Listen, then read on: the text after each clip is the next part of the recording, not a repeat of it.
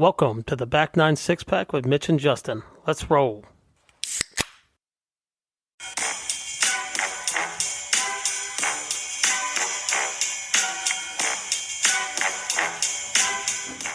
Hello and welcome to episode 32 of the Back 9 Six-Pack. My name is Mitch, joined as always by my esteemed colleague Justin. Did you get your fill of turkey over the last week? Oh my God. I ate turkey and all the other stuff Thursday, Friday, and then Saturday morning my kids and wife went to Columbus to the museum, and I took like a 3 or 4 mile walk with the dogs, and I'm like, I've earned this. So I did another plate on Saturday, like early morning, not early morning, like early afternoon, so like 11 o'clock. And by Sunday, like we still had some left. I'm like, I'm done. Yeah. You sent along that stat. I think it was like the AP poll where they said 32% of people said turkey was their favorite dish. I'm here to tell you 32% of people are wrong. No. Hey, I saw that and I was like, I don't feel, you guys made me feel stupid. And we did. We had you pretty perfectly rattled. I felt very confident in my answer. Very confident. Well, the poll is vindicating for you because that was number one and mashed potatoes was number 3. And for the record, I couldn't get this on the Tootsie Rolls or anything like that. Can we just let me have a win? I'll let you have a win. Okay. Briefly. Stuffing was number 2 on that list, so we're still we peppered the board for sure. Oh yeah. So, I mean, I have nothing against stuffing. Yeah. Or dressing. Like, those are just mashed potatoes and turkey are two of my favorite. I'm going to go ahead and open this. We need this. It's the Monday back from a holiday. You're right, we do. Long weekend. Full disclosure, did a complete detox Sunday and today until right now. My degeneracy on Thursday. Brave of you.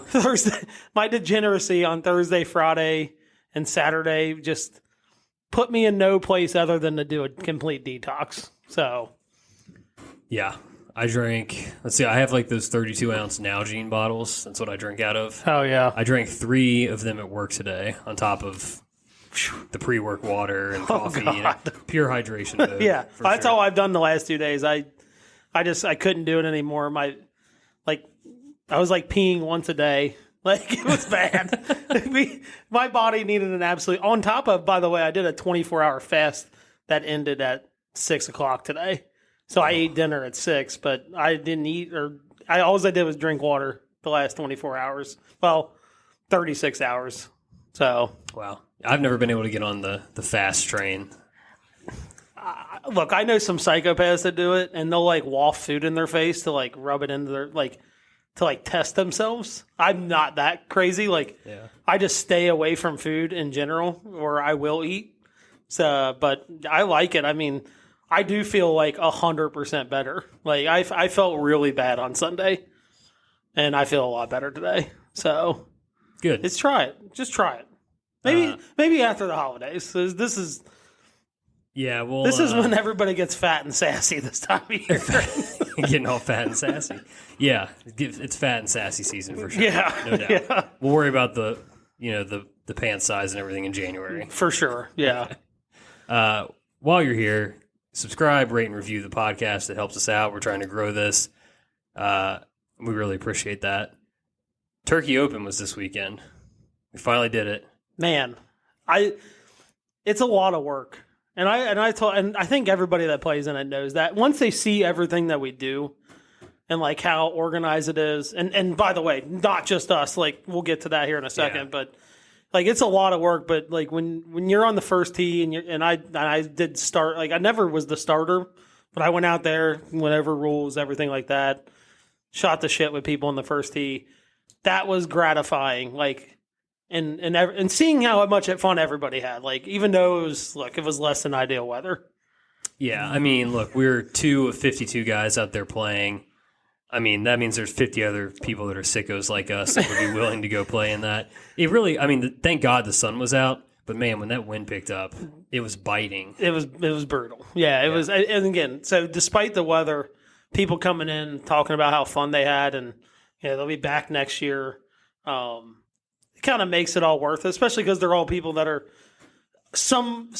at some point are friends with you, me, all of us, one person, shout out to this. I think I put out the associates, Nick Gunther, who were on the show last week, and Ryan coming in. He was the first group done, adding up the scorecards, getting everything tidied up for when we got in there. Like full associates effort this week, I think. And while we're on shout out to the staff at the Hamilton Elks Golf Club, and then obviously Sean and Bob, who were awesome the entire day for us. We had an hour and 50-minute frost delay. We're finishing in the dark. Sean and Bob are pulling their cars out onto the 18th green, putting the headlights on for us.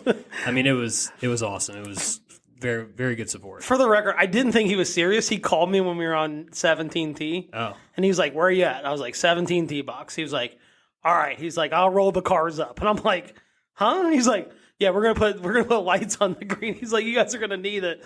And man, did we saw our tee shots, because the tee shots kind of went up into the sun setting. Yeah. But then when we got up by the green and that sun was behind the building, I don't know about you, but I did not see my approach shot land on the green. No, me either. Well, also because I didn't hit the green, but yes, it was short. Yeah, but you weren't offline. You were online. No. It was just short. Yeah.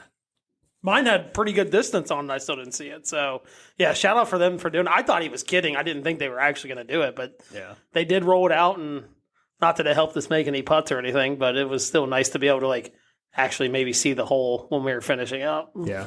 And then obviously they helped us out with the scoreboards and getting the skins figured, all the stuff. So really, really appreciate their help there. Don't want to forget John too. The superintendent. Oh yeah.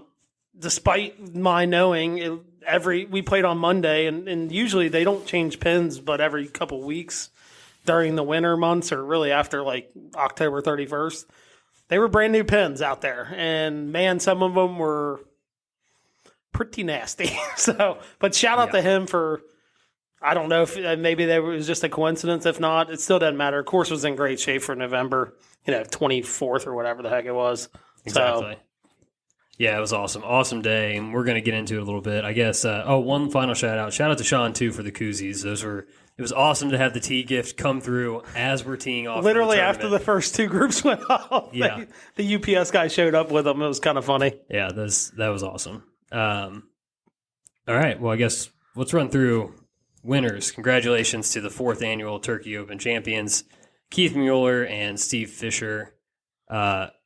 Absolutely wiped the floor with the field. Utter domination. Yeah, I think it was 4.24 margin of victory here. Yeah, that's getting it. That's getting it done. I assumed the winning score was going to be slightly lower because we played off the low ball, so everybody got, essentially the low handicap was 1.8 plus 1.8, so everybody got probably around 2 extra shots ish.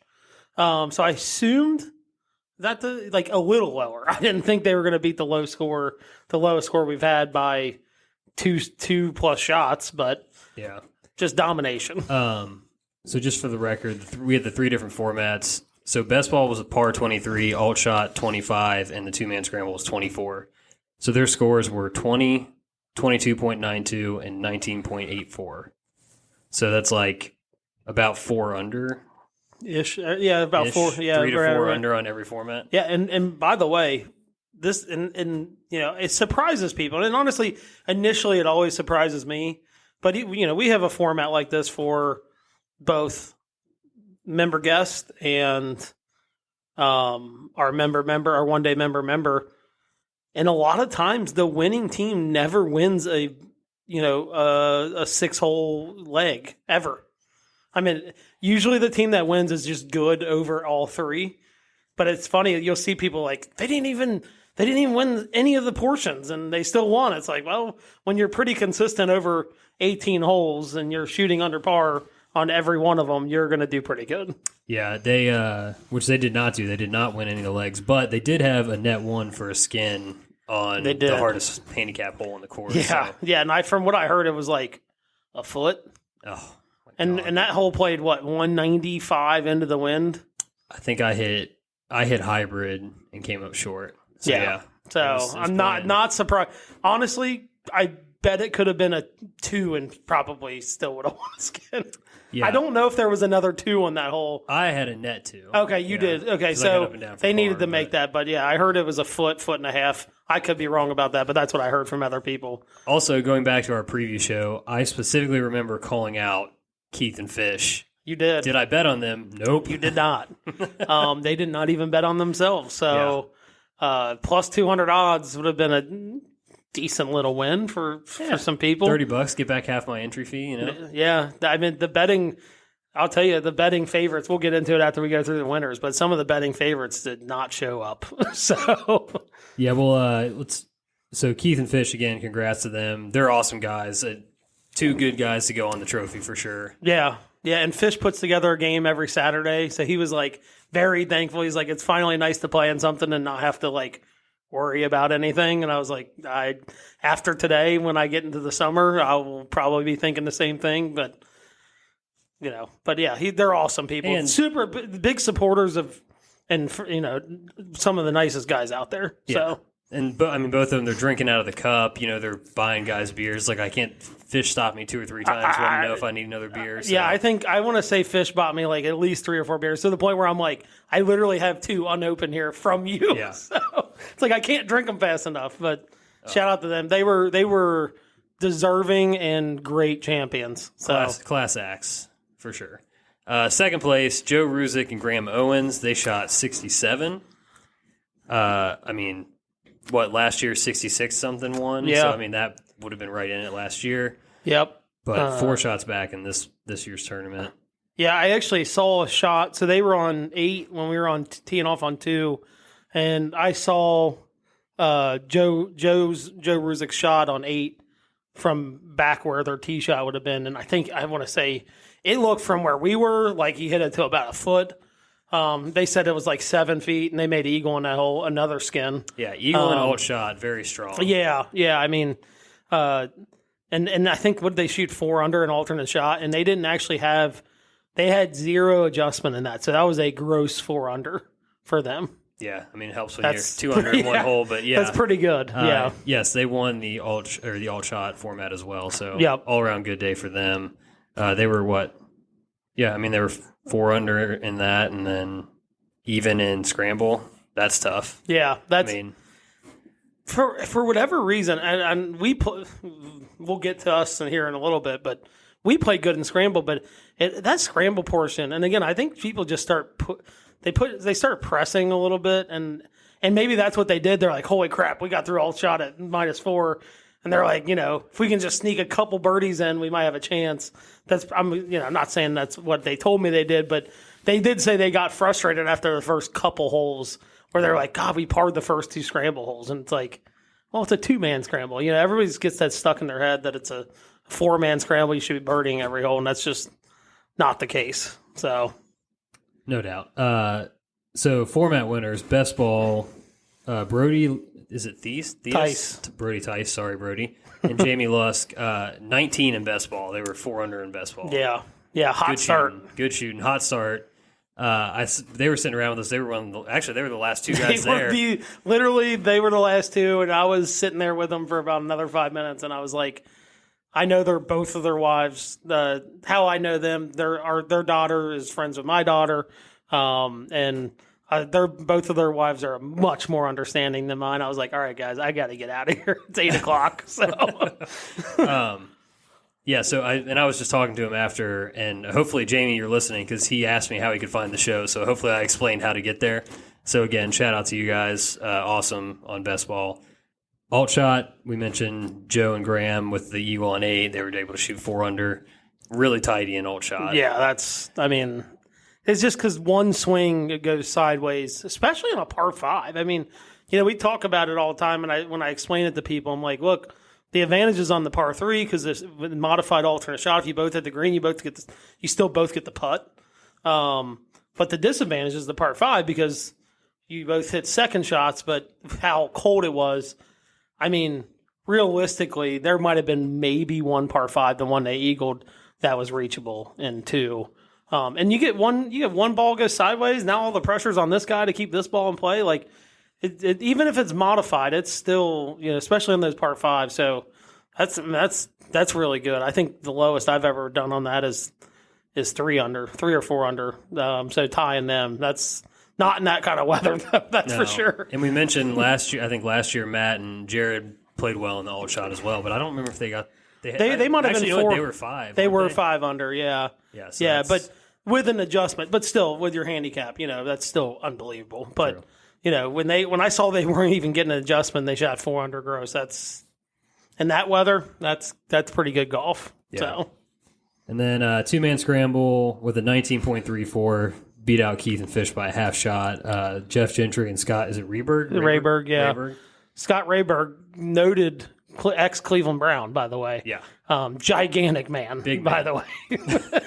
just a massive, massive man. But, yeah, it makes me so mad because, on 18, we had about 15 feet for birdie to shoot 19 and scramble and did not make it. I went back and looked at the scores on Saturday, and I was like, son of a bitch. Like, if we just make one more putt, we win the scramble format. Did you bogey any of the holes or no? No, we never bogeyed, but we missed a couple makeable birdie putts. Yeah. No, that was alternate shot. I was thinking we bogeyed 3, but that was alternate shot still. Yeah. So no, we didn't bogey, but we just missed a couple makeable putts that didn't fall, and we lose by 0.66. So it happens. Yeah, and then like we already mentioned, there were 3 skins. Who had the third one? I can't remember now. Brody and Jamie had a net eagle on 6 red. That's right. Yeah, okay. The par 5. Jamie birdied net eagled that hole. So 2 par 5s skins and a par 3. So, which I would think pretty normal. The par 4s. It seemed every one of the par 4s, it seems like everybody gets a shot on that hole. You get to the par 5s, some people get shots, some people don't. You hit one good shot, kind of like Joe and Graham did. You can make a skin pretty easily. So I don't think that's surprising, but they're all in the front 9. So, which I guess is not surprising considering the scrambles most of the back 9. True. Good point. All right, do we want to talk about the sad stuff, how we played, or you want to? Let's run down the leaderboard a little bit more before we get into ours. Yeah. So shout out to Wes Fiddler and Adam Pennington. They were one of your co-favorites, as you mentioned. 67.75. It's a good showing. Good showing. I mean, best ball, or let's see, alt shot looked like the one that kind of got the best of them. Yeah, they did. They were over par in alt shot, but I mean, kind of right there otherwise. If not. Yeah. No, really, if they even shoot 1 under in that, they're in second place easily. Yeah, they're really close to the lead.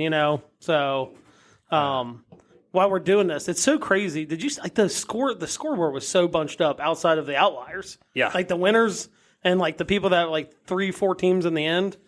Everybody else was just like within a shot and a half, 2 shots of each other. I know. I didn't have time. I was going to go through and just kind of like average it out and just look at the scoring for the tournament overall. Maybe we'll put that together after and so we can track it over the history of the event. Yeah. But yeah, that I totally agree with you. Yeah, like after if you take Keith and Steve out, and then there was a couple scores towards the back end of the field, but the middle there was really packed up. Yeah, it really was. A ton of groups between like that 67 and even par. Yeah. So. Yep. Yeah, which makes it fun. I mean, like, you had one group play really, really good, and the rest of it, like, when we got in and what we shot, and we'll get to what we shot here in a second, like, I was like, oh, man, I feel like we're going to be way out of it. And it's like, you get in, you're like, all right, so everybody else was struggling with this weather, too. So. Yeah. That's what's so hard, too, is just, like, that's the case, but it's so hard when you're out there and you're not playing well to, like, battle through it and just keep your head down. Oh, we had someone lose it in our group. We'll get to that here shortly. Okay, because I didn't hear about that until after. That's a good tease. Couple other notable groups: the 2022 champs, Matt Hinkle and Jared Wolver, 71.26. Not their best. They shot over par in the alternate shot, which is the format that won it for them last year. Yep. But otherwise, they were under par in the other 2 formats. So yeah, and they played with the champions. They played with Keith and Fish. So. And just shout out to those 2 in particular anyway, because I know they both listen. Yep, huge supporters. Appreciate them. I was talking to Hinkle for quite a while after the tournament, and he made the comment about listening to the preview show and some of our other shows where we've had some of our buddies on and stuff, and he said it best and why I love doing this with you guys. He was like, it just seems like you guys have a really good group of friends. Yeah. And I was like, hell yeah, Hank, well, you get it, man. That's what it is. Yeah, and those guys are just super supportive, and I like those. Not just them in particular, but like people like them at our course. Right. It makes me. That's exactly why I would never be a member at another course. So. Well, it's not even just that. It's like we said earlier. I mean, there were 50 other guys out there playing golf with us on that day. Yeah. You know what sickos, I mean? So there's, this is a community. The Back Nine Six Pack is first and foremost a community. We're here for the weekend warriors, and we're talking about the golf that we play on a weekly basis. So. Yeah, and we're all very, very sick in the head for being out on the golf course in 40-degree weather. Correct. Speaking of sick in the head, the Trinkles. No, I'm kidding. Hey, there's no show that can go by that they don't catch a little heat. Okay. Look, some people are saying, I've heard the talk, Ryan was a back-to-back champion until he teams up with his dad. Is Jerry deadweight? Jerry might be on the hot seat. He might be on the hot seat. Usually Ryan's on the hot seat with you. Yeah. Now he gets to be in the. Hey, he gets to fire the bullets now. Yeah. So, yeah, they didn't play terrible. Nah, they played fine. They were under par in even in best ball, but then under par in the other two. Yeah, 69.76. They're part of that group that was right there. Yep. You get a couple other shots go the other way, and next thing you know, you're in second place. Exactly. So, yeah, but they again. Maybe it is time for Ryan to find another partner. I don't, McAteewan might be making Jerry soft these days. I don't know. People are talking. These are fair questions. Yeah, people are talking. Fair questions. Shout out to Kyle and Joel who came out and played. They were one of the groups that was in that bunch of favorites that we thought had a chance. 71.26, not their best. Over par in best ball. I mean, they were 3 over in best ball. That's tough for them. Yeah, I don't know if they said they doubled the first hole, but they definitely bogeyed it. Yeah. They think they did double the first hole. Yeah. And that's a bad way to tough to overcome that. It is. You can take bogey, but man, it's tough. It's tough making up a double. All right. Is it time? Yeah, we need to get to it because I got off to a bad start too. Unlucky. We'll call it unlucky. I think it was relatively unlucky. Oh, my God. I forgot. It was not a terrible line. My drive was not on a terrible line. Nowhere to be found. So let's back this up a little bit. On the first tee, the first tee, many people are asking, hey, are we doing a leaf rule? And I said, no. Firmly, no was your answer. Yes, very firmly. Even got into an slight altercation with Nick on the first tee. And he's like, okay. I'm like, look. It's not going to happen that much. And if it does, hit the fairway. What happens to me on the first hole?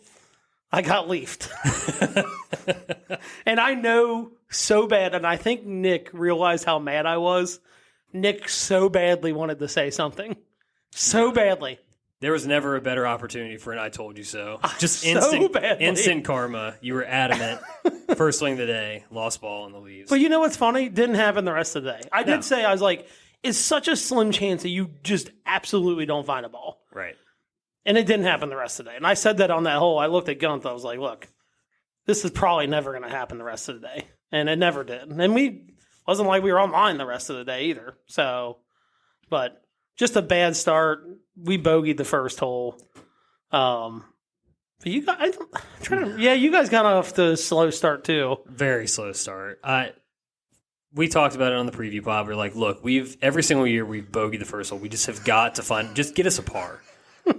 And we're sitting there. I hit my drive left a little bit, but it's totally fine. Got a short iron in the green.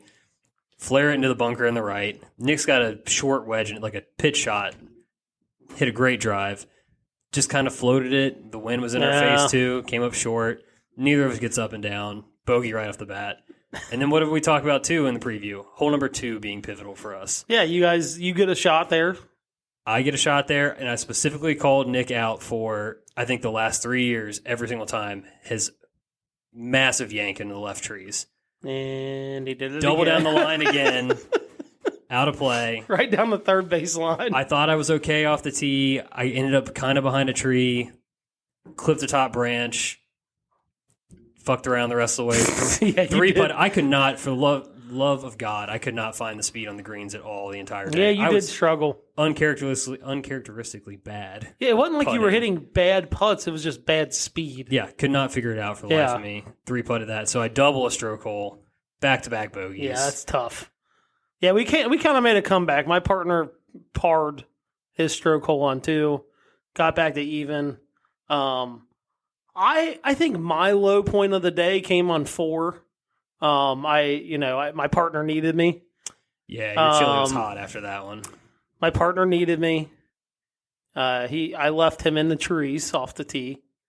Or no, excuse me. He was in the trees off the tee. I wasn't. That's best ball. I was playing my own ball. Yeah. He needed me.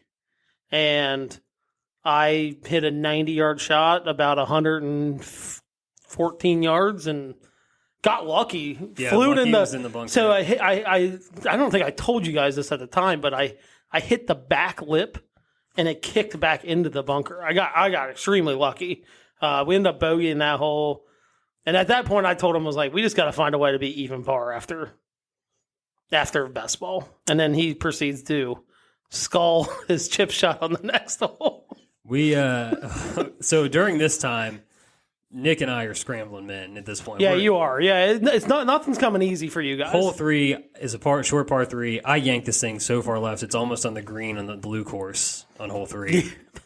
50-yard shot, Look. get up and down for par. Top 5 up and down I've ever seen on that hole. Just unbelievable. I mean, look, you had some green to work with, but it was still a very tidy pitch shot to, what was it, like 2.5 feet, 3 feet? Pretty damn good. And then I believe Nick gets up and down on 4. He did. For par. And then on 5, I got up and down for the net birdie. So we're only 1 over at this point. Yeah. And then your partner, as you said, take us through 5 for you guys. You guys struggled. So I hit mine a little left. I thought I was going to be in the bunker. I ended up almost in the woods. You were over. I hit a terrible pitch shot back over the green. Chipped it up pretty good after that. But my partner's getting a stroke. He's like 3 feet. We were celebrating because we were like, look, he's not in the bunker. Like, he's like, I couldn't do that bunker shot. And I'm like, that's insane, but okay. The bunker shot to me would have been a lot easier, but he has got the bunker yips. And he just proceeds, I think out of fear of hitting it into the bunker, just absolutely crushes it over the green. Like, almost down into the woods, like almost to the point where we were going to be using my ball. Yeah, that was one where like he hit it and it was like, I was immediately just like, oh no. Like, you could tell by how far he took the club back. It was like, oh boy. Like, because it wasn't thin. He just hit it way too hard. And then proceeds to get up and down from there.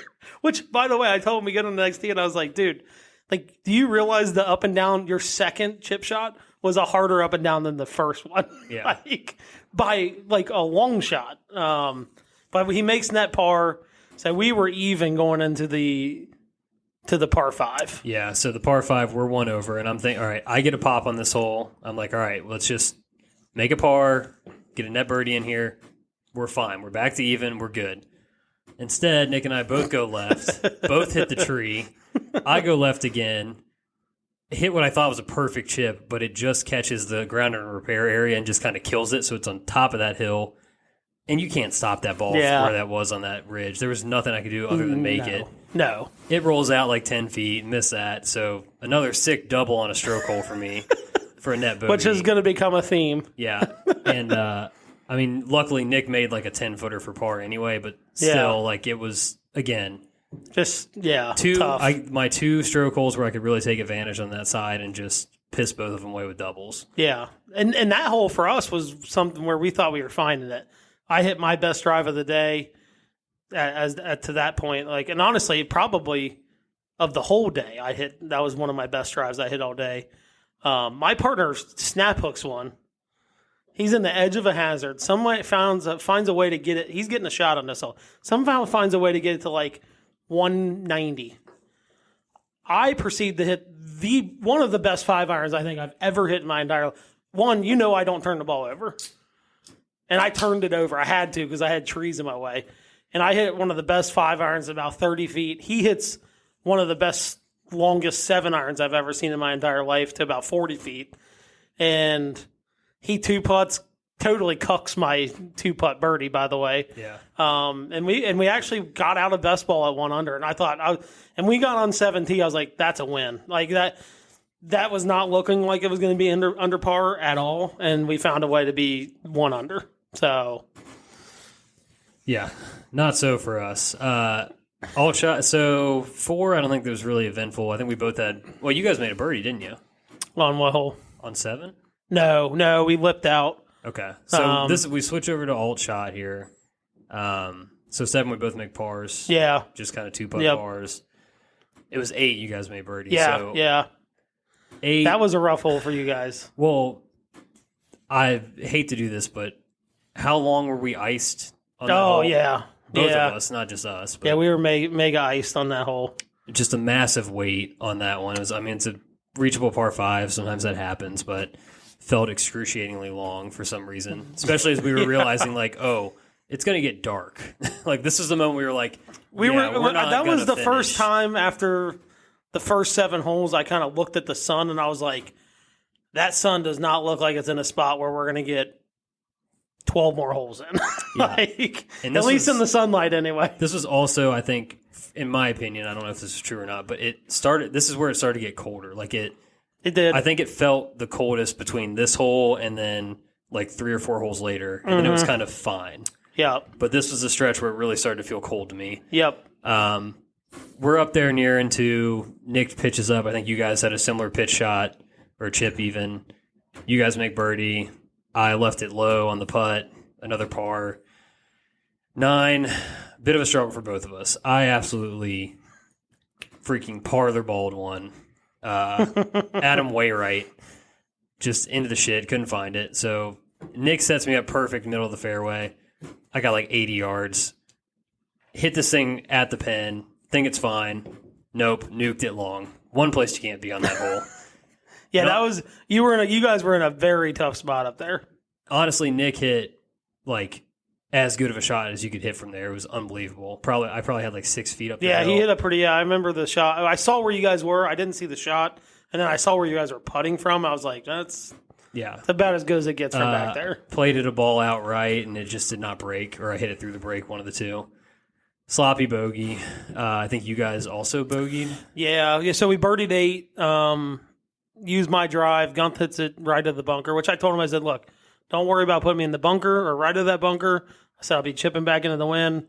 I hit it to like 3 feet from about 40 yards, and he made the putt. And then the next hole, so we used his. So after the approach shots, I hit mine a little left. So I hit my approach shot to about, I don't know, like 20 feet right of the hole, about pin high.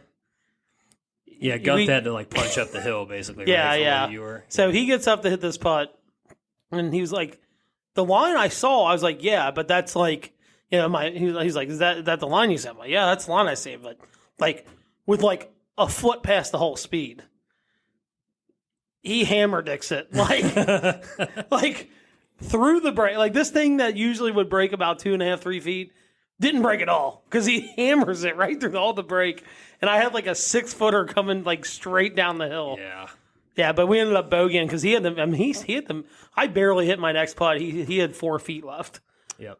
So it was So after birdieing and kind of finding our footing and getting to 2 under par for the tournament, it was like that was kind of a shot to the gut, and that was the beginning of Gunth's like beginning to like get frustrated at himself. Yeah, honestly, this is like Gunth and I both were kind of down at this point.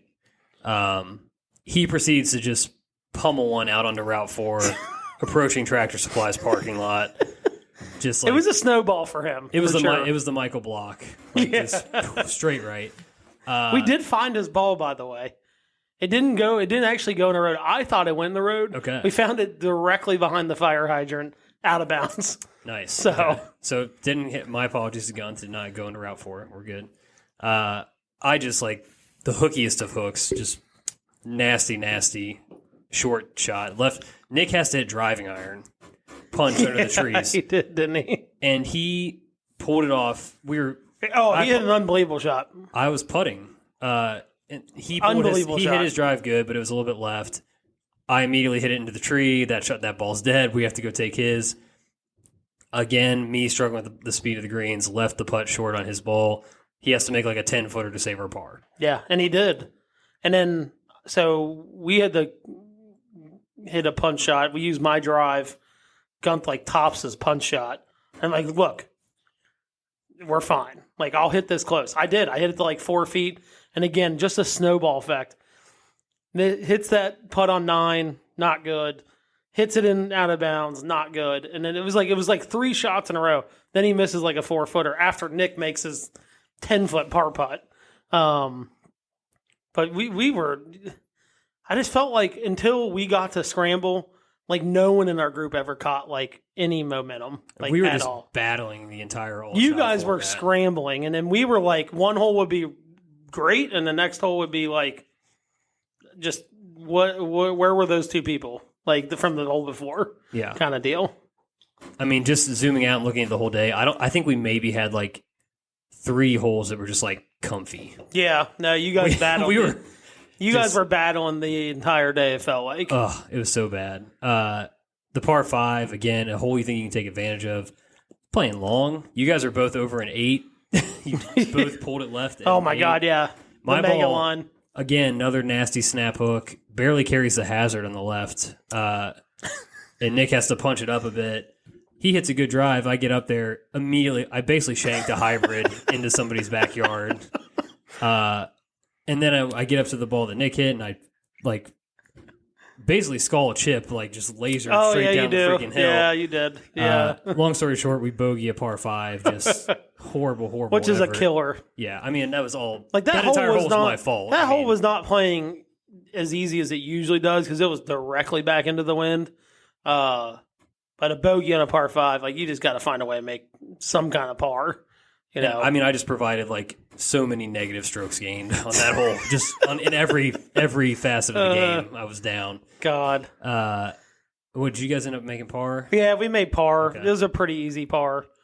No, actually, no, we struggled too because so we ended up using my second shot, which was from Gunt's drive, and we had about 65 yards, and to a back pin, and he left it short of the green. So another bad. And by the way, my drive, he hits directly into a tree. Yeah, and it goes like 20 yards. So like he's now on a streak of like 6 bad shots in a row. So he does make the par putt though. Kudos. He made like a 6-foot par putt. It wasn't like I nestled that chip up to like a foot. Yeah. Like he made a pretty good par putt. But like this on the next hole is when he loses it. Yeah. So we get up there. He tees off first. Honestly, close to a shank. So it's like 190-yard par 3, and there's a hazard up the right. This thing probably exited at like, I don't know, a 40-degree angle. It was bad. To the right. It was so bad. He probably would have, if he had taken a drop and was playing his own ball, he probably would have had like 100 yards in still. Let's put it that way. Yeah, it was not good. And that was the shot that he just came back, and I saw that look in his eyes. Like, I mean, now we're on a streak of like 7 or 8 shots in a row where it's just completely lost. Yeah, and then what did you hit on that hole? I can't remember. I was short. I like chunked it. I was like short left. You had a short shot there. Nick and I both hit the green, 2-putt par or whatever. Fine. Yeah, we ended up bogeying, and he gets back in the cart and he's like, I'm not giving you anything. Yeah. And I told him, I was like, look, we're heading in the scramble now. Like, we talked about it all day. Just get to the scramble. You know, get to the scramble. Get to the scramble. Just with our vibe. Like, me and him are boppers. You know, we're the mega boppers. And we're on the same team. So we're just like, we just got to get to the scramble portion where we feel like we're truly a team, and we would be fine. Yeah. And I don't know, we didn't birdie the first hole in the scramble, I don't think. 4. No, we hit it. We had a good look at it, but you guys did have a really good look at it. Did you guys end up? You parred that hole? No, we made par. Yeah. Yeah, and we actually had a really good look at the putt too, and both of us just barely missed. And then 5, we both all of us hit the green. Yeah, me and Gunt hit 2 pretty good. We had 3 good shots in there, really. Yeah, Nick was on the green. I was in the fringe left, but obviously Nick's was better there. So comfy pars. Yeah, well, no, we birdied. Oh, that's right. Yeah, so this is where Gunk started to turn around. His mindset started to flip.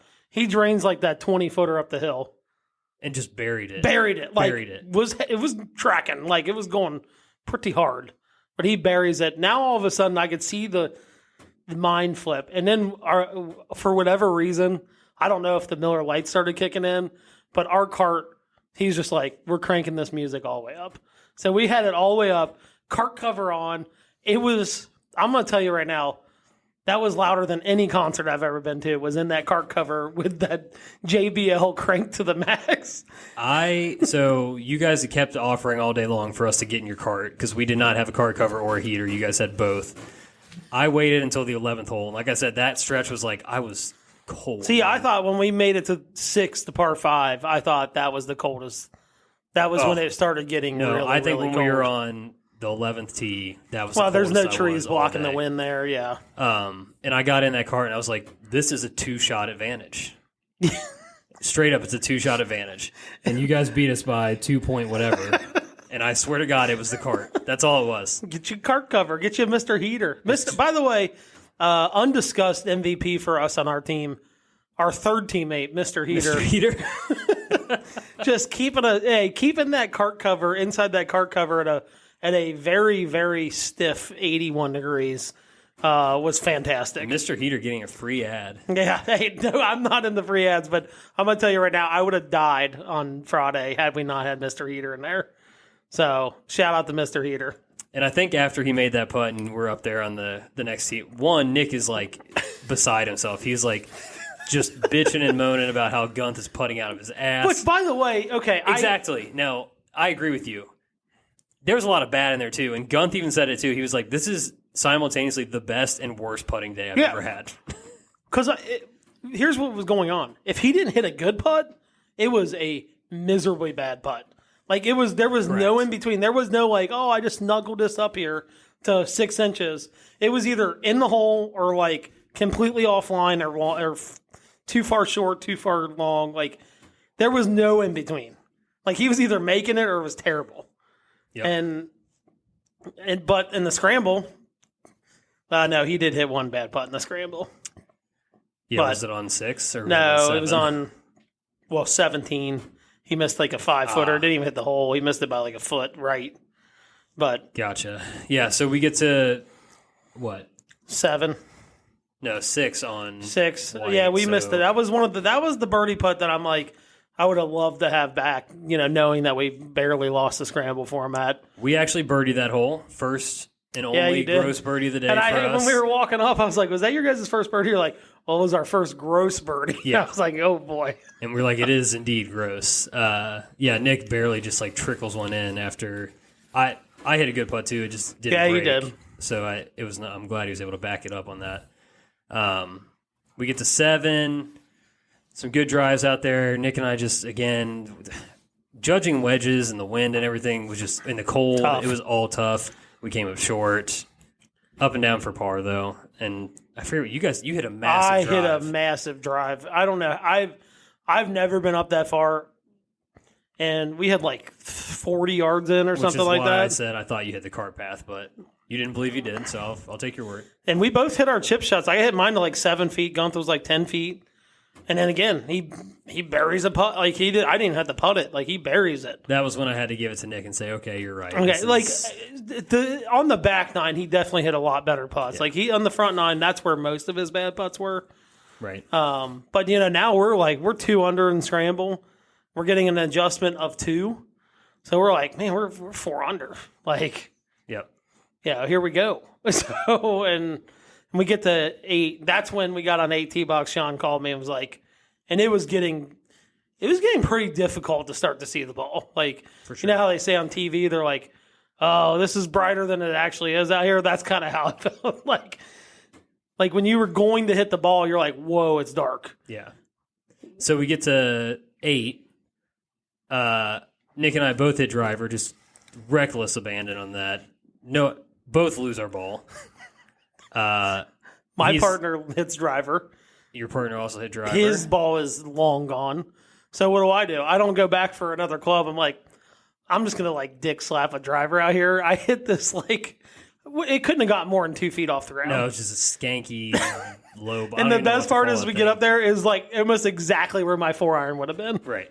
So Nick and I, incredible up and down for par from like 120 yards out. Yeah, you did. Yeah, I forgot you guys got up and down for par from there. That was the only putt that I've really made of any consequence on the whole day was that like 8-foot bender left to right to save that par. Did you guys bogey? No, we parred. Well? Gunth missed the shorty pretty bad, and then I ended up That's making right, it. made it on top that was of it. one of the very few putts I needed to make in the scramble. Yeah. Like, actually had to make. Like, we had some birdie putts that I missed, but, like, that was a makeable one that I finally had to make one, so... Yeah, and then on 9, like we talked about, we all 4 hit decent drives, all findable, but you had no clue where your approach was going. Oh, absolutely no idea. Bob and Sean up on the green, which was major key. It would have been way worse if they weren't out there. Like, Yeah. way worse. For sure. We got up and down for our par. I think you guys 2-putted for par. and Yeah, That was yeah. the end of the Turkey Open for us. Yeah. I was glad. I was happy that Gunth kind of grinded it out, and he was as low of lows going into the scramble format. So I was glad he did that, even though we didn't win. But Yeah. so what was your guys' total? You guys wound up shooting 69, so you were even par in best ball, 1 over on all shot, and then 4 under on scramble. Yeah. Is that right? 23, 26. Yeah, 20. that sounds about right. Oh, so we were even on best ball. Sorry, I think I said we Yeah. were 1 under. We were even. We shot 71.51. So 1 over in best ball, 1.17 over in all shot, and then we were 2 and 2.66 under in scramble. Just, again, way too slow of a start. But we have to, with me getting 3 shots and 6 holes, we have to do better. You have to come out. You got to come That's out. the key, I think, to us having any success in this You've tournament. You've got to come out of the gates trucking. Even Like, if you I have to. if I play those holes in whatever on my own ball, if I'm 1 over in those 6 holes, 2 over, Yeah, and you I guys are par the right ones, then we're 3 under or so just on 2 net or 3 shots. under. Yeah. I have to be better in those first Yeah. 6. And I think some of it has to do is we're running with tournament. Our mindsets don't really flip to like, oh, we're going to go play golf now until really like the last 2 groups. Like I remember giving the last 2 groups, I'm like, here you go. Here's the rules. Here's your koozies. And I was like, I need to go hit 5 balls on the range. Yeah. Your mindset doesn't really flip to that until 10 minutes before your tee time, essentially. That has to have something to do with it. Yeah, definitely. So yeah, I mean, look, and just an awesome time. I think we talked about it leading up to this. Probably our second favorite week of the year. Yeah. It's in the top 3 for us. Just with all the football and that, and Yeah, that you get Thanksgiving week is pretty special. Yeah, and then to be able to host this event, and it's, to get the support we did this year. We were leading up to this. We were talking about like, hey, let's, we've been trying to grow it a little, right? Like we slowly. Last year we had 18? I think 20 teams. Yeah, maybe 20 teams. Yeah. This year we hit the 26 number, which we were like, hey, maybe we can match 20. 24 was like our stretch goal. Yeah. And honestly, it feels like we have some pretty good momentum. That talking with Sean and Bob. And it sounds like we're going to be able to do a shotgun next year. So we might. So we're not going to be, unfortunately, or fortunately, we're not going to have cars on the 18th hole. Because that's what you run into, right? Like we had that frost delay. Yeah. At that time of year, like we got a little unlucky, right? The clouds didn't roll in until like 7 o'clock. It was cloudy when I woke up at 6:30. But the problem is the frost was already set on the grass at that point. If we have cloud cover, we don't have frost. We don't even, we're finishing at 4:30, 4:15. But next year sounds like we've got a preliminary okay to do a shotgun. I swear, I think our goal next year needs to be 40 teams. I think that would be a lot. That would be multiple double up holes, right? No, that's only 20 groups, 20 tee times. Yeah, so maybe 38 to 40 would be a good goal. So that would be if we played or 36 to 40 would be a pretty good goal. We could do if we wanted to have someone tee off on every hole. That'd be 2 double ups. Yeah, that's not bad at all. But I'm such a sicko with this thing, and it's crazy to see where it came from the first year we played. Do you remember the first year we played? Absolutely. It was 10 twosomes, 5 groups playing a scramble. Right. to like this year was like what happened? Like I know it's like I think we were all pretty passionate about like starting our own thing, especially after COVID, and was like we were done with the Whitewater one. It was like, all right, if you're going to cancel it, like we're going to start our own thing. It's crazy to see like just going from that. I remember like all 10 teams sitting around like drinking a beer, and it's like I remember at that moment like next year we're going to do it bigger, and it's like it's every year it's just gotten like we've added something like the trophy, and then then the scoreboards and all this stuff, and then the tea gift, and then immediately my head that night, and I'm a sicko. I went home and I was like, all right, how do we make this better? Yeah, I'm with you. And I'm like, okay, how do we get live scoring? Like, can we do live scoring? I don't know with the handicap adjustments. I'm like, all right, like, what can we do? Like, I was just instantly going to like what we could do. Like, we need a web page so people can sign up on there instead of texting me, because that would be a lot if we were going to try to get the 40 teams. Like, we would need something like that. Yeah. Something we're going to do something like. I know we're just after it, but. No, bigger and better next year. That's the goal every year. Honestly, so. I think if we're able to do a shotgun with the help of the staff there, that'll be massive for it, because that is what creates like the true like event environment, right? Yeah. Everybody gets there at the same time. Yep. People are warming up. People are checking in. You've got like a chance to do a formal announcement to everybody there, not just as everyone's going off. To your point, we can kind of focus on both hosting and playing. We're not so worried about getting everybody out on the course. Yeah. I don't have to be like a starter. Yeah. Everybody finishes at the same time, while, that is a mad rush with scoring and things at the end. That's also an opportunity for everybody to get together. Yep. Raise a pint, get yourself a nice cold Miller Lite, Yeah, and then I'm like, hang out. And I'm sitting here thinking like, all right, like, what kind of charity can we like benefit? Exactly. Like, you know what I mean? Like, no, there's all this stuff I think we could really, really do a lot of good with this event. And like I said, just from 3 years ago to now, it's like, holy, I know companies grow or things grow quicker in the beginning to what they end up being. But I'm like, I can't think, I'm like, on top of it, making it bigger in a shotgun, I'm like, so many things are going through my head. And I said it in my Facebook post, none of this is possible without, one, the people that we know playing in it, the course we're members at. Like, none of this is possible. Because I just don't think any other course would be, like, put up with our shit. Not that we're high maintenance, but, like, just doing everything they do for us and pretty much without even asking, it's pretty awesome. So I can't wait to see what next year has. Well, and then again, shout out to just our friends like, Nick and Gunth and Ryan, like full support from those guys. I mean, Nick is typing up all the score sheets. He created, I mean, look, it's not whatever. It's not like we did something professional, but like he had a sign for the tournament. We hung up with the scoreboard, looked nice. Like just little touches that, people go in the extra mile just because, more than anything else, just because. Just because this has become our group. And again, I refer to the associates. That's the name of our group text. Yeah. Our board of advisors. Our board. The tournament board. Tournament committee. There you go. I just now think that everybody sees this is something that is that could possibly outlast us, right? Hopefully, Like it's so funny. My 9-year-old, almost 10-year-old, I came home and she was just like, "When's the first year I can play in it?"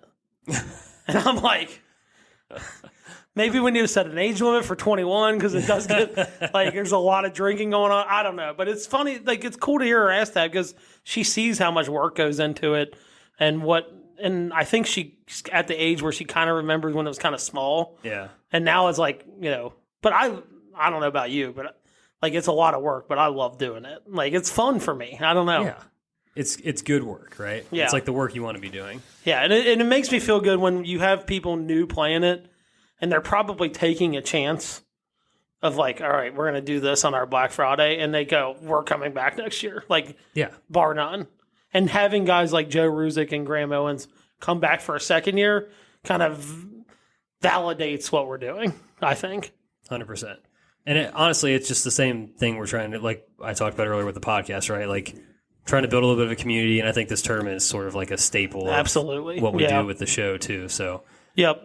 Good way for us to keep this growing, grow the tournament, and just honestly, just go have some fun and play golf. Yep. That's what it's about. Yeah, but 2024, investors, possibly you. Possibly you.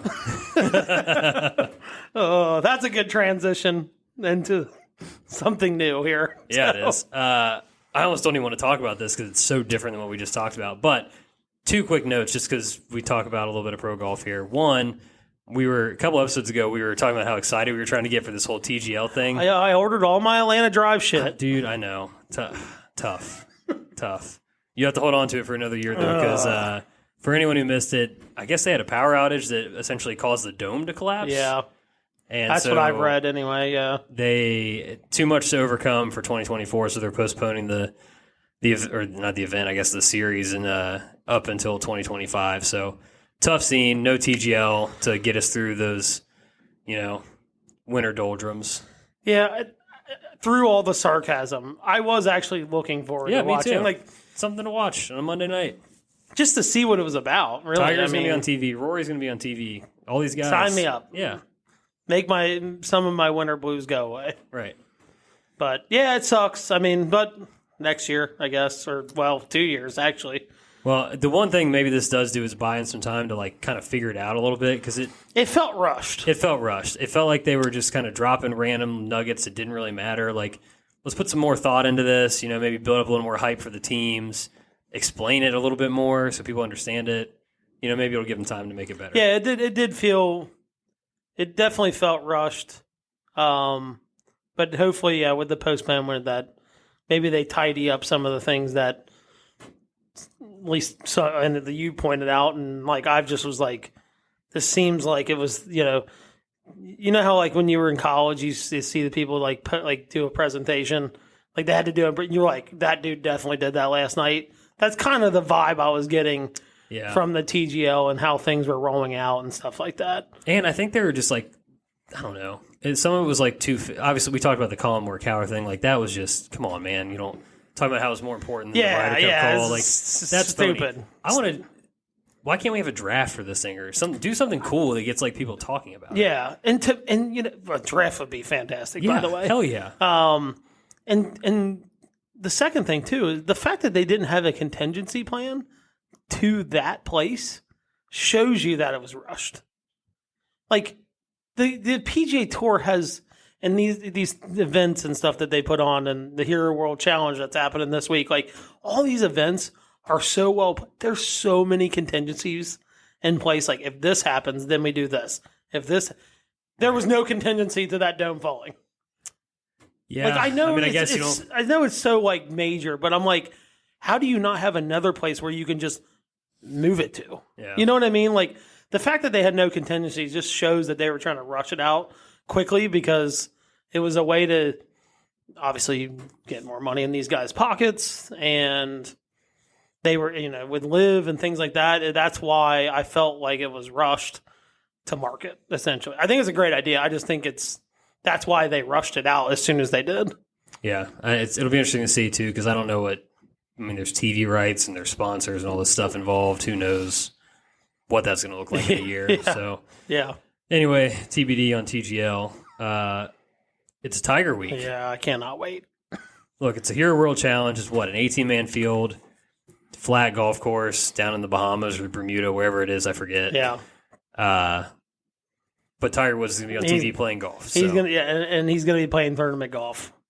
I did see that he's got a preliminary schedule out that includes, I think it's 12 tournaments right now.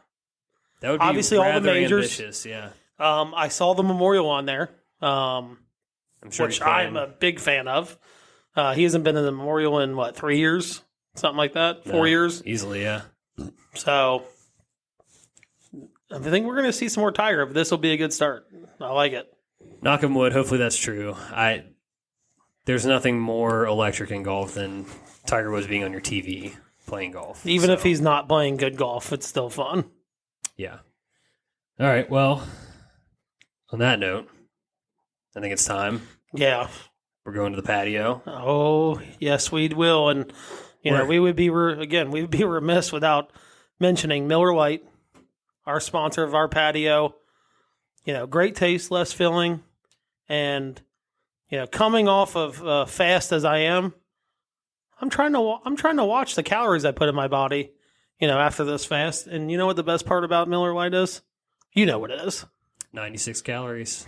Man, that is under 100 calories. Those Christmas trees, those Hostess Christmas trees, less calories in those. So that's all you need to know. And by the way, the great taste, we always know where the great taste comes from, right?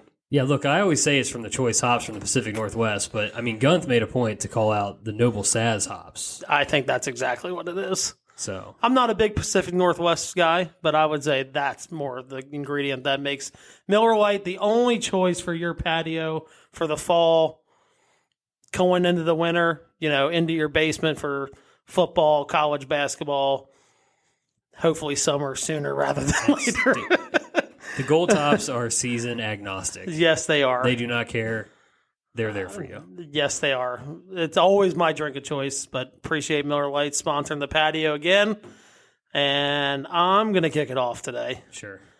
Again, off the wall. This question is completely off the wall, but I like it. I'm a dog guy, so this is why we're going here. Oh, and I know you're a dog guy too. You got 2 dogs. I got 2 dogs.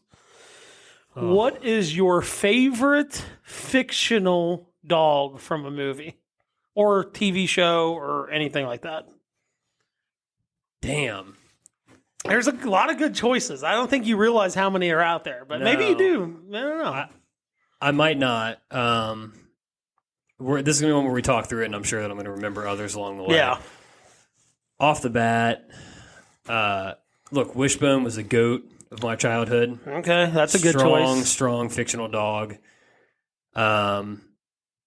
Look, this movie will still make me cry to this day. Homeward Bound. Oh my dude, that is the first movie I thought about. Yeah, first movie. Now I can't. What's the golden retriever's name? I can't remember. God, I wrote it down. Hold on. But yeah, him running up the hill saying, "Oh Peter, I missed you so," is just like daggers in the heart. Daggers. So that another one came straight to mind. Man, fictional. I was never a big Clifford fan, but another famous fictional dog, Clifford the Big Red Dog. Goat. Way too big for my house, but, he's gentle. Yeah. There's got to be dogs from some comedies that I'm missing. Just can't think of at the moment. Shadow. Shadow. Hey, but Chance never gets... He's obviously not the main character, but Chance, the other dog in that is... He's me in dog form. Like, he's literally my spirit animal. Good way to describe him, for sure. Man, there's a ton. I don't know why I'm stuck in this sort of like... I went straight back to my childhood for all of them, but... I mean, I think you're missing a major one. Okay, remind me, because I'm sure. Scooby-Doo. Well, okay. I didn't say real, actual dogs, like fictional dogs. Fair. Yeah. Like, Scooby-Doo's definitely going to eat an edible with you and eat a whole pizza with you. And he'll probably take himself out and he'll keep ghosts out of your house. I mean, it's just multifunctional. Marmaduke is a amazing dog. If you're a comic strip person growing up, newspaper's kind of out of the scene at this point, but Marmaduke, solid. Man, there's a lot of dogs that are... There's got to be some from comedies that we're just not thinking of. I mean, you're missing a major one. Oh my God, another one? A major one. All right, well, who? The goat of all dogs, athletically speaking. Airbud? Yeah. Good call. Airbud plays basketball. He plays football. I don't even know. Is there a baseball one out there? I'm pretty sure there is. I think there's a soccer one. Look, he's a multi-sport athlete. Division I for sure. 5-star athlete. I mean, if you want an athletic dog, Airbud's your guy. Yeah, Airbud's a good call. Man. There has to be more. There is more. I mean, Airbud. So the ones I thought of, you hit the Homeward Bound one. Airbud was another one. Scooby-Doo. And then if you're into super, super, super sad movies, that I'll tell you this. I watched this movie. Don't do it. I watched this movie at the exact wrong time in my life. We had just put my childhood dog, Jake, asleep. a month before this movie came out on DVD. Marley from Marley and Me. Okay. If you're a psychopath, Cujo would be also a good choice. I thought you were going to go with the sad route with Old Yeller. Same thing. Old Yeller gets rabies, though, right? I don't remember, but this is kind of I don't know what my brother was going through at the time, but I swear to God, every single day when he came home, this might have been like kindergarten, when he came home from school, he would watch Old Yeller every just single milking day. Sadness. Just bathing in that depressive story. So so those are some of the ones that came to my head. And we're forgetting, if you want to go throwback to the original greatest dog on television movies, Lassie. Have you ever watched Lassie? Yeah, I've seen some episodes. Used to watch a lot of Lassie. Lassie was awesome. Always saving people. And this is kind of cheating. Also a cartoon, Cat Dog. I was never a big cat dog guy. I wasn't either, but if you're like a cat and a dog lover, kind of mixes both in there. Massive oversight here, because probably my pick for the GOAT, Snoopy. Yeah, that's that. Yeah, I think Snoopy's the GOAT fictional dog. He's the original cartoon one for sure. World War I flying ace, baby. He's taking out the Red Baron.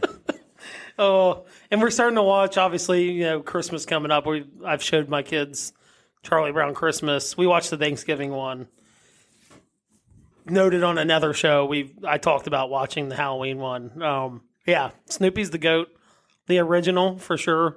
The OG. I know there's another one that I'm not thinking of, and I trying to remember because I thought about it because when I was kind of listing them in my head. But if I had to pick one... If I had to pick one dog, to me, when the movies came out, Air Bud, like those kind of came out when we were, in the like 9, 10 years old. Yeah, we were definitely the target audience for that. A close second is Chance from Homeward Bound. Again, he's literally my spirit animal. The guy can't focus for longer than 15 seconds. Yeah, kind of a loose cannon, always getting in trouble. That would be a close second for me. Yeah, I think it's Snoopy and Shadow are probably my top two. I have an English degree. I'm a bit of a book nerd. Wishbone was always awesome. I love watching Wishbone. Before we get off of this topic, got to mention the Disney dogs, both Pluto and Goofy. Just in the game for a long time. Been doing it a long time. They've been at it. Yeah. And the Goofy movie is fire, specifically the song Eye to Eye. And dude, yeah. Absolute banger. That is a banger. Banger. Yeah, I know. Had to put it on the record. Yeah, that is. I'd agree with that. So that's, I think, all around, those are good choices. Yeah, I don't know if we missed anybody. There's probably others, I'm sure, but I even got Cujo in there. That was a deep cut for you. Deep cut. I'm not seeing it, but I know what Cujo is. Yeah. So. Or any dog in Pet Cemetery, taking it back a couple episodes. Get him out of here. Oh, my God. You had one last thing. If you want to talk about like some childhood trauma. God, what is the name? Where the Red Fern Grows. It's a book. It's like about this. They're like hunting dogs. Oh, yeah. Yeah, I know what you're talking about. Long story short, I think the dogs like basically all die in the book. And I was so sad reading this book. Yeah. I could not eat maybe I did fast when I was a kid because I remember not being able to eat for 2 days because of this dog dying in this book. Oh. And it was like where he buried the dogs where the red ferns grew or whatever. Man. Yeah. That was a tough one as a kid. I was like a 4th or 5th grader. That's tough. Yeah. That's tough. By the way, we need to have a discussion at some point about dog names. So my dog Shank is 12 years old. Ever since I had him, I have not hit a full-fledged Hazel Rocket since. It just lives in my life. You say that word, I'm numb to it. I just think you're talking about my dog. Yeah. You could be in for some trouble here. Yeah, we need to have a discussion about best dog golf names. I've got 2. I've got Shank and Hogan. Yeah, you went with the dog route. If I can't have a boy in my life, my 2 boys are going to be named after golf terms. So yeah, ours are. We went the musician route with Cash and Elvis. Yeah, it's still good. Those are still top-notch names. Yeah. So All right, fire away. I've had this one in the back pocket for a while. Don't know why I thought to ask it now, but what is your earliest memory? You know what? It's funny. I talked about this. We talked about this at Thanksgiving. Mine, the furthest I can remember back is we took a trip to Orlando when I was 5 years old. The reason I remember it was 1995. The World Cup was in the United States at that point. It ain't even 1994. But we took a trip down there, and I vividly remember this trip because we went to McDonald's. You know how McDonald's used to have those giveaways, like where they we had Indiana Jones VHSs from McDonald's. I used to be able to buy them there because they were like sponsoring or whatever. But I have a World Cup hat from McDonald's for that World Cup, and I believe one of the sites for the World Cup was in Orlando. But I remember that trip vividly because we went to first time I rode the ET ride, like just one of my favorite trips, and it was like a 2-week trip. We were gone for a long time, but that is like the absolute earliest I can remember. Like, and I tried to remember something before that and couldn't really do it. Like even when watching family videos, no chance I could remember before that. Yeah, I've got a couple, and it's like when you think about it, it's like, do you actually remember this, or do you just like has your family talked about it enough that like it's just kind of stuck in you know what I mean? It's one of those. Yeah, because I would say with that vacation we've talked about it so much that that's probably part. It probably helps cement it, honestly. Yeah, for sure. Well, and it was like I bet it was probably the first vacation we went on as a family where it was like I wasn't a baby. You know, my brother was 10-ish years old, almost 11 probably at that point. So it was probably like the first vacation where we went on where my parents didn't have to like worry about changing diapers and things like that, so we could do more. Yeah. And that's probably why I remember it a little better. I think mine is memorable at such a young age because it was fairly traumatic, I think. Go ahead. I'm pretty sure I was around 2 years old. So I don't know how it's crazy that I remember it, but that's I insane. Vividly remember this. Maybe I was 3, going on 3 or something like that. I and my parents, still the house I live in today, in the main bathroom, decided to take tweezers and stick them in the electrical outlet. And I can vividly remember like doing it, and I can see the sparks fly, and like I had them in there for so long that like the tips melted on them. Are you serious? Yeah, before somebody like came and got me and stopped me. Holy shit. So no idea why I did that, but I did that. Good God. So that's the earliest I have, and I can try to confirm the age with my parents at some point. The other thing I do remember is I think I had to be just over 3, maybe 4 years old. Our first vacation that I could remember is we went to Put-in-Bay with like my extended family. And 2 things from that trip I vividly remember. One, my brother was like maybe a year old, and he was like briefly choking on an ice cube. Of course, it was an ice cube, so it melted and he was fine. But I remember that. And then I also can remember riding around on the golf course because it's kind of like how you golf course. Because that's how you get like, around the island or whatever. And like going to and from that little like par 3 course that's up there. Oh, yeah. With like the clubs. That was like the first time my dad like took me quote unquote to golf. So I have that memory in my head as well. But those are the 2 farthest back I can remember. The second furthest back I can remember this story. I gotta tell it. I don't even know if you know this. Oh, no. Maybe you do. I don't know. Oh no. So I was like 6 or 7. I don't remember exactly. It was 6 or 7. I was young enough to be dumb enough to do this. So we had my parents' old neighborhood used to have a gigantic yard sale. I'm talking like hundreds of people walking around. Yeah. Like it was busy. Yard sales, as popular as they are now, nowhere near as popular as they used to be. And so we used to have this play set in our backyard, and it started getting a little older. And we're back there playing on it, and they had like a flat area where you can kind of like hang out and whatever. And I remember going to sit down, and I like rubbed my back and my butt down the back of it, like the wood. A piece of wood split off, and I had a splinter in my ass. I screamed Like, I'm like, ow. And of course, I pull my pants down. My brother's like, holy crap. I had like a 4-inch piece of wood sticking out of my butt, like one of my butt cheeks. And of course, you know, this is how I know I was relatively young, like at least not 9 or 10. Yeah. Is I pulled down my pants even further, went down the stairs, ran out into the front yard when we're having a yard sale, and was screaming, I've got a splinter in my butt, with my pants down at my ankles. And so there was this school that was pretty close to my parents' house for like MRDD and all this stuff. And they took a huge bus into this yard sale. And I'm out there just ankles deep in pants, splinter my butt, and all these like students are out there. And I'm just letting everything fly. And I had to go to the doctor after that. Like literally, my mom got me in the car. I laid on my stomach. We go to the doctors, and like they cut me open on the doctor's table, like in the doctor's office, and took the splinter out.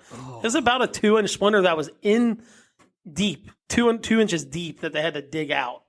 God. And I had stitches. I still have the scar. Oh, Still have the scar to this day. man.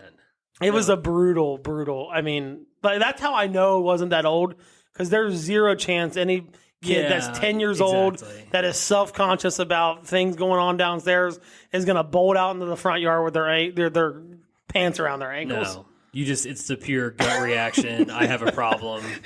Mom, 5, Dad. 6, 7-year-old Yeah. that would do. Yeah, exactly. Oh. And yeah, so that was the next furthest back that I could remember. Yeah. It was, I still, like I said, I still have the scar. Still have it. They used to not do stitches as well as they do today. So. I can imagine. Oh, man. Oh. Whew. That was a good question, because I was just talking about it like last week. That's funny. And both of those stories came up. I was like, yeah, this is about as far as I can. 2 years old, it's crazy. Man. All right. Well, I never thought I would hear a story about a splinter in your ass here in this podcast. I thought you knew that story. No, this is why we go to the patio. We uncover the gold. Deepest, darkest honestly. secrets. Yeah. All right. That's another one in the books for us. Yeah, get us out of here. Yeah. Again, subscribe, rate, and review the show. We're going to keep growing this bad boy through the winter. Got some special episodes coming up. You know, tide us over in the holiday season as we approach the New Year and Christmas and all that. So, if you want a hat, a towel, possibly a beanie, shoot us a DM on Instagram at Back9Sixpack. We will hook you up. Yeah, the beanies were a big hit. Yeah, we're building to the online store. Look, we're growing this thing slow and steady. We're growing it the right way. Take a little bit of time. We're winter season. This is a good time to take a step back and build some of this stuff And out. evaluate. We want to do into the next year. So stay tuned. There'll be more to come. But again, subscribe, rate, and review. Follow us on social and reach out if you want something. Other Sounds than good to me. We'll see you next time. See ya. Cheers.